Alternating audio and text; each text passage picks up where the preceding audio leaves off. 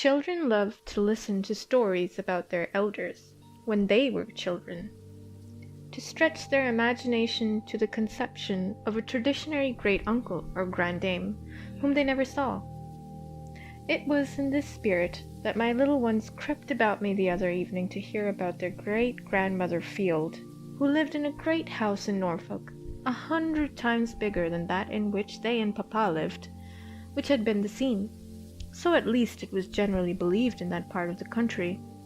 of the tragic incidents which they had lately become familiar with from the ballad of the children in the wood. Certain it is that the whole story of the children and their cruel uncle was to be seen fairly carved out in wood upon the chimney-piece of the great hall, the whole story down to the robin redbreasts, till a foolish rich person pulled it down to set up a marble one of modern invention in its stead, with no story upon it. Here Alice put out one of her dear mother's looks, too tender to be called upbraiding. Then I went on to say how religious and how good their great-grandmother Field was, how beloved and respected by everybody, though she was not indeed the mistress of this great house, but had only the charge of it, and yet, in some respects, she might be said to be the mistress of it too, committed to her by the owner, who preferred living in a newer and more fashionable mansion, which he had purchased somewhere in the adjoining county. But still, she lived in it in a manner as if it had been her own, and kept up the dignity of the great house in a sort while she lived, which afterward came to decay, and was nearly pulled down, and all its old ornaments stripped and carried away to the owner's other house, where they were set up and looked as awkward as if someone were to carry away the old tombs they had seen lately at the Abbey, and stick them up in Lady C's tawdry gilt drawing-room. Here John smiled, as much as to say, that would be foolish indeed. And then I told how, when she came to die, her funeral was attended by a concourse of all the poor, and some of the gentry too, of the neighbourhood, for many miles round, to show their respect for her memory, because she had been such a good and religious woman,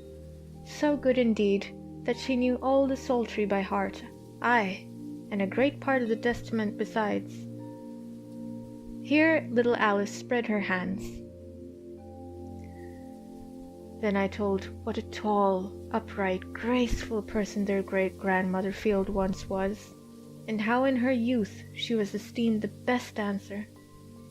Here Alice's little right foot played an involuntary movement, till upon my looking grave it desisted.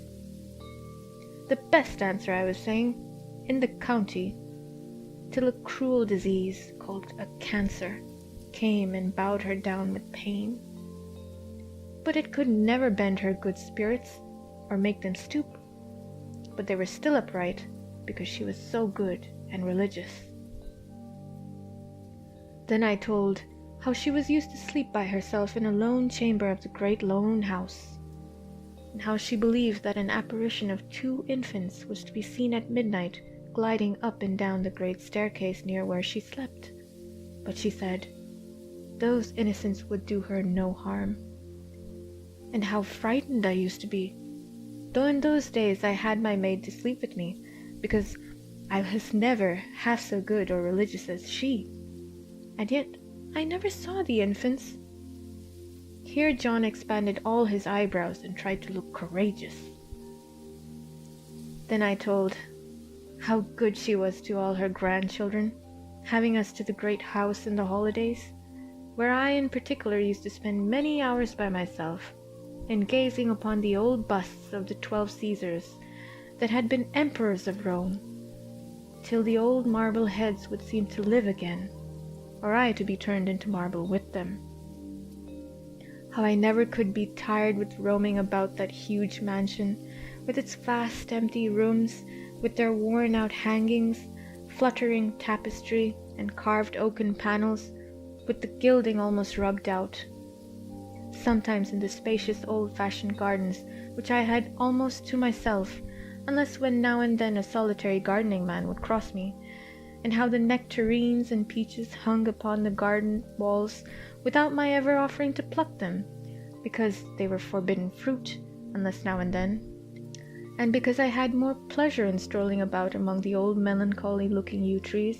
or the firs, and picking up the red berries and the fir apples, which were good for nothing but to look at,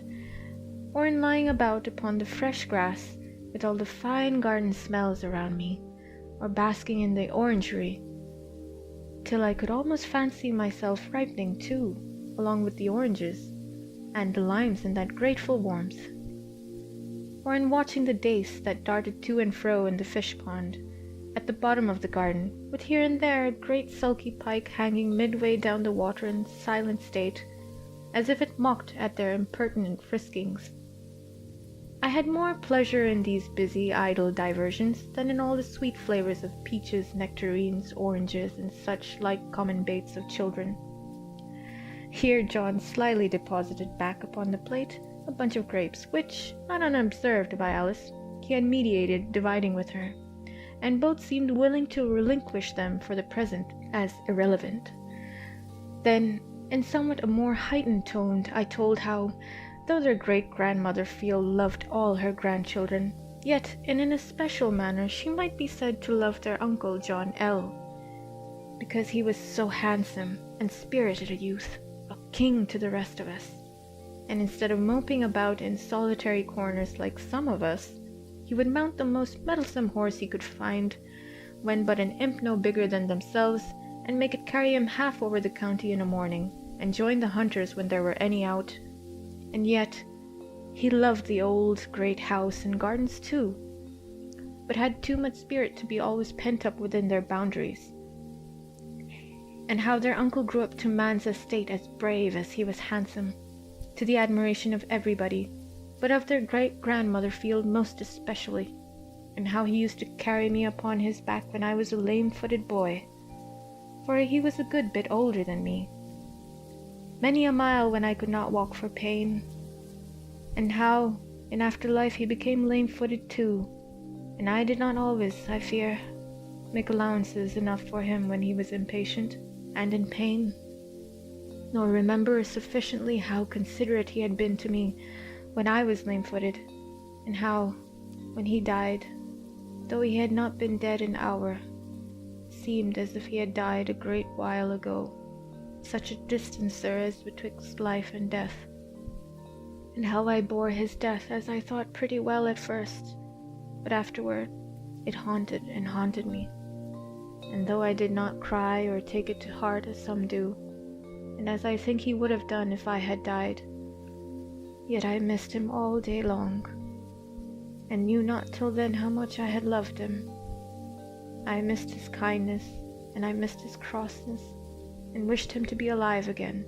to be quarreling with him, for we quarreled sometimes, rather than not have him again, and was as uneasy without him as he their poor uncle must have been when the doctor took off his limb. Here the children fell a-crying, and asked if their little mourning which they had on was not for Uncle John, and they looked up and prayed me not to go on about their uncle, but to tell them some stories about their pretty dead mother. Then I told them how for 7 long years in hope sometimes in despair, yet persisting ever, I courted the fair Alice W., and, as much as children could understand, I explained to them what coyness and difficulty and denial meant in maidens, when suddenly, turning to Alice, the soul of the first Alice looked out at her eyes with such a reality of representment, that I became in doubt which of them stood there before me, or whose that bright hair was, and while I stood gazing, both the children gradually grew fainter to my view, receding and still receding till nothing at last but 2 mournful features were seen in the uttermost distance, which, without speech, strangely impressed upon me the effects of speech. We are not of Alice, nor of thee, nor are we children at all.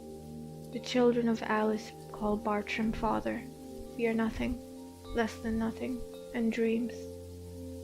We are only what might have been, and must wait upon the tedious shores of Lethe, millions of ages before we have existence and a name. And, immediately waking, I found myself quietly seated in my bachelor armchair where I had fallen asleep, with the faithful Bridget unchanged by my side, but John L., or James Elia, was gone forever.